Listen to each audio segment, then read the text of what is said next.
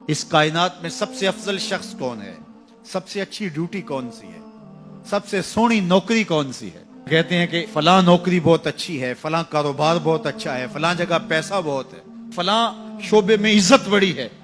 لیکن آؤ حضور سے پوچھتے ہیں سب سے افضل کون ہے، سب سے اشرف کون ہے؟ تو میرے حضور نے فرمایا خیرکم من تعلم القرآن وعلمہ، تم میں سب سے افضل وہ ہے جو قرآن سیکھتا ہے اور اوروں کو سکھاتا ہے. سب سے اشرف، سب سے اچھی نوکری، سب سے اچھا کام، سب سے بہتر وظیفہ اس کا ہے جو قرآن خود بھی سیکھتا ہے اور اوروں کو بھی سکھاتا ہے. تو اس کتاب سے جڑ جاؤ، اس کتاب سے وابستگی اختیار کرو. جس رات کے دامن میں قرآن نازل ہو وہ رات تو افضل ہو، وہ رات تو 1000 مہینے سے اشرف ہو. اللہ اکبر. تو پھر مجھے بتاؤ کہ جو قرآن کو اپنی روح میں بسا لے، جو اپنے اعمال کو قرآن کی تعلیمات کے تابع کر دے، جو اپنے دنوں کو قرآن کے اجالوں میں گزارے، اپنی راتوں کو قرآن کی تلاوت میں بسر کرے، دن کی تنہائی میں اور رات کے اجالوں میں قرآن پڑھے، بتاؤ وہ کتنا اشرف ہوگا. اس لیے میرے اور آپ کے آقا و مولا نے فرمایا راتوں کی تنہائیوں میں اٹھ اٹھ کے قرآن پڑھا کرو اور قرآن پڑھتے ہوئے رویا کرو، اور اگر رونا نہ آئے تو رونے کی کوشش کیا کرو. کوشش کیا کرو، رقت پیدا ہو جائے تمہیں قرآن کی تلاوت کرتے کرتے.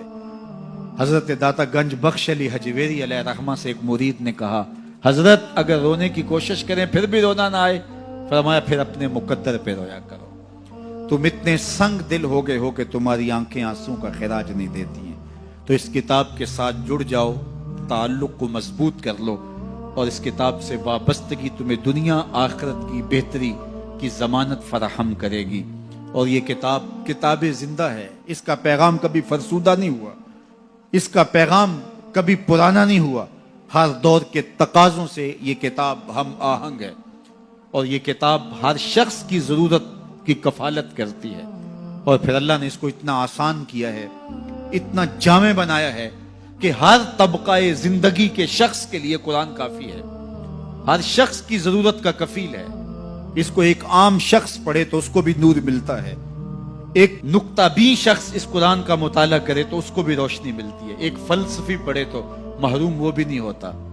جو بھی اس قرآن سے پڑھے، دیکھیے کچھ کتابیں ایسی ہوتی ہیں وہ بچوں والی ہوتی ہیں، جو پڑھے لکھے لوگ ہیں ان کی کوئی دلچسپی وہاں نہیں ہوتا، الف انار اور بے بکری میں انہیں کوئی دلچسپی نہیں ہوتی. اور جو بڑی کتابیں ہیں بچوں کی سمجھ سے ورا ہوتی ہیں. لیکن یہ واحد قرآن ہے، جس طبقے کا شخص بھی پڑھے، ان پڑھ پڑھے تو اس کو بھی نور ملے. میں دیکھتا ہوں تلاوت چل رہی ہوتی ہے اور تلاوت عربی میں ہے، اور بندہ عربی جانتا نہیں ہے وہ بھی جھوم رہا ہوتا ہے، اس کو بھی حظ مل رہا ہوتا ہے. یہ کتاب ہر طبقہ زندگی کو روشنی دیتی ہے. یہ قیامت تک آنے والی انسانیت کے لیے رشد و ہدایت کا صحیفہ ہے. اس کتاب سے جڑ جانے سے بلندیاں نصیب ہوتی ہیں. جس رات کو یہ کتاب اترے وہ رات تو لیلۃ القدر کہلائے. اور جو شخص اس کتاب سے وابستہ ہو جائے اور اس کتاب کو اپنی روحوں میں سمو لے، وہ ذی قدر کیوں نہیں ہوگا، وہ عزت کا مالک کیوں نہیں ہوگا، وہ شانوں اور عظمتوں کا مالک کیوں نہیں ہوگا. تو آئیے میں اور آپ اس رات کی ان خوبصورت پہنائیوں کے اندر اور ان حسین لمحوں کے اندر کتاب اللہ کے ساتھ جڑنے کا عزم کر کے اللہ کے حضور دعا کے لیے ہاتھ پھیلائیں کہ اے اللہ ہمیں اس کتاب کے ساتھ جوڑ دے. یہ کتاب زندگی بخش ہے، اللہ پوری امت کو اس کتاب کے ساتھ جوڑ دے.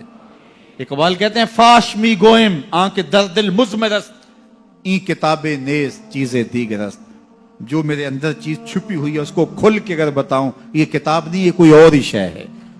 یہ زندگی بدل شے ہے، یہ حیات ساز کتاب ہے، یہ زندگی کو روشنی اور اجالوں سے بھر دینے والی کتاب ہے، یہ پستیوں سے اٹھا کے بلندیوں تک پہنچانے والی کتاب ہے. اس کا حرف حرف روشنی ہے، اس کا لفظ لفظ اجالا ہے.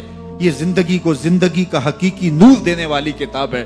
اس سے جڑنے والے کبھی محروم نہیں ہوتے، سرخرو اور سربلند ہوتے ہیں. اللہ ہمیں اس کتاب رحمت سے جڑنے کی اور جڑے رہنے کی توفیق عطا فرما، اور اس امت کو اس کتاب کے ساتھ وابستگی اللہ نصیب کرے.